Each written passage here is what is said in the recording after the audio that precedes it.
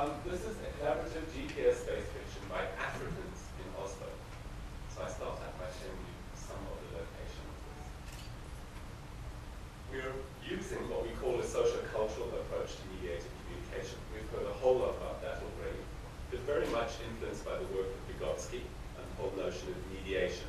But we take that further, as we've already heard today, into all sorts of domains of multimodal mediation. I also locate this in what I'm calling increasingly a communication design perspective. I'm working very much in the area of digital design, so right at the front end of trying to actually generate, explore emerging technologies and the affordances that give us. It's a communication design approach that is of course mediated, but it's about locative mediation. It's about place and space.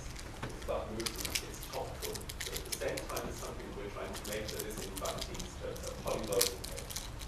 But it's emergent. We don't actually fully know the kinds of practices we're engaging in. And it's actually not that possible to build these ethnographic discourses in these small spaces, though of course we are, in a sense, highly reflexive about our own discomfort, and we're involved in all sorts of different representational practices of taking screenshots, recording meetings, having a log on the phone, and so on. But we have motivations, and these are actually very important, and they've been raised in this event many times. We're talking here about collaboration. We're talking about the creative construction of a mobile locative fiction. So if we go back to Leonte's work in activity theory, we're actually talking about putting motivation right at the front. What is actually the purpose of what we're doing? What are we trying to find out about? Well, we're trying to find out how to say something with emerging technology. We're trying to find out, can we say something? Can we actually make a collaborative fiction? How is it to make something that actually crosses time and space in limitless terms, as we've already heard, but that uses this device with us on the move, as we move, moving while we're moving in the small device between one another and into a computer space that is larger than those spaces as well. But we're particularly interested in identities. There are a whole bunch of us who have traveled across the world to different places who have identities that are in flux, that have different origins, that are emerging in different places. What is that like? We read novels by authors such as Timothy Moe. But what might we be able to do with technologies like this to say something about location and dislocation, relocation, presence and absence, and so on? And in a sense, the identities are not just translocated. Some of them are shared, some of them are relational, some of them are quite distinct. What might those be if we were to start using a device like this to actually investigate those together? And these are, in a sense, to use an old term in our field, these are, in a sense, context of situation. And that context of situation is also important because we are deliberately in our motivations linking this experimentation on this platform over here, which I talked about just now, with a wiki-based space, which allows us to provide some other sorts of reflections on what we're doing and give access to people who don't have access to all the things we're doing over here. And that's communicatively important to us. So we are actually joining these up and programming these, in a sense not unlike the skateboarders having to show the good stuff while feeling a lot of the bad stuff, and to try and find the good stuff while feeling a lot of the bad stuff. So this is quite a painful, slow activity, and in a way this is kind of like the skateboarder's version, if you like, of starting to do this.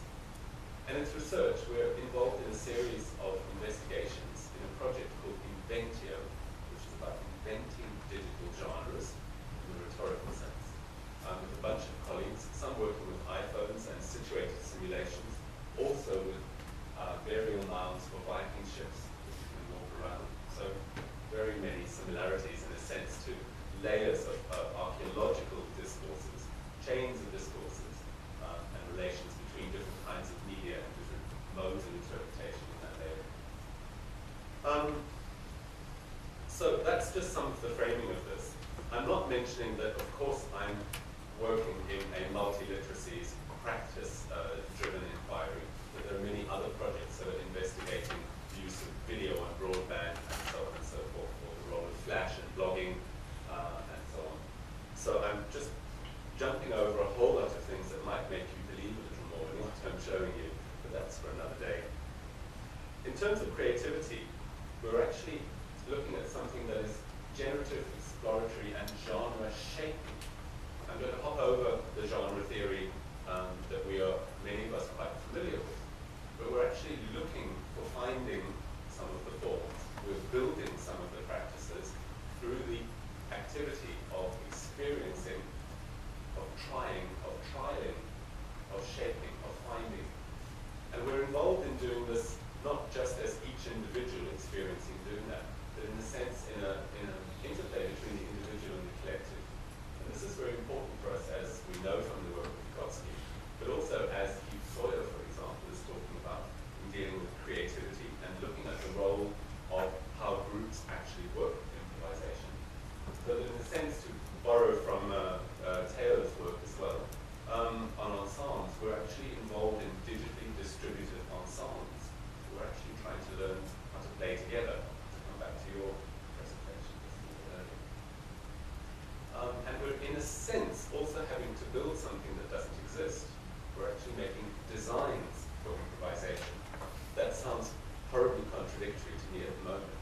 But we're also having to, at the beginning, because we're making a system that allows us to do what we're doing, we're having to try and prefigure, to come back to that Goffman-esque sense. We're trying to, in a sense, make a stage on which to play, and to play while we're staging. We have technologies too that are influencing us, and I'm very glad you mentioned that in the last presentation. I would agree with you in many ways there. We're actually involved in discourses that are shaping us and that we're shaping. And Rodney asked the question as well about what the role of the technology is. And I think you mentioned that in the last presentation as well.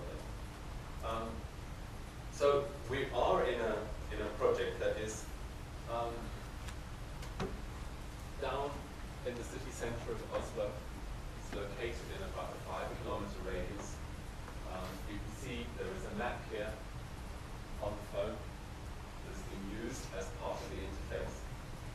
It's a map that doesn't come from Google or Nokia, the main owners of maps. It actually comes from another open source provider. It's a dynamically served map that is coded to be delivered through working with a small company we've had to partner with called Faster Imaging. And we have access to, in a sense, the best programming and the best maps that we could possibly have. But we still have to think about what we're going to do with having that access. What we've tried to do is to move away from some of the notions of GPS and mapping to go into a different exploratory and creative space. What's it like to try and do that? Well, we have mobile media already. We have notions of mediated discourses in action, and thank you for helping us put that on the map even more. And we have studies that are about locative media, mobile locative communication. If you're on this wiki site, you can go up and see. Sorry, I'm just happy if I can move my fingers. You can see in the background in the context that you can find out more about the project here. But you can also see something about the making of the process and the background of the company and so on. So what I'm telling you can find already written up here. But there is also a small grouping of related projects, related works. You can see I'm looking for something while I'm talking. Because we are trying to do this inside of this space itself. Related works that are, in a sense, reported on and designed for these spaces, such as Yellow Arrow or Blast Theory's work, if you want to see some parallel projects. The Day of the Figurines, or You Can See Me Now, Can You See Me Now? Or Sense.com that use Flickr and Yellow Arrow tagging technology. So these already exist, but most of these are not designed for collaborative fiction, for making stories around identities, and for actually playing the different kinds of media in that interest in identity expression. So if we come back to where I was, which isn't so easy using this tool, but we'll just bear with me.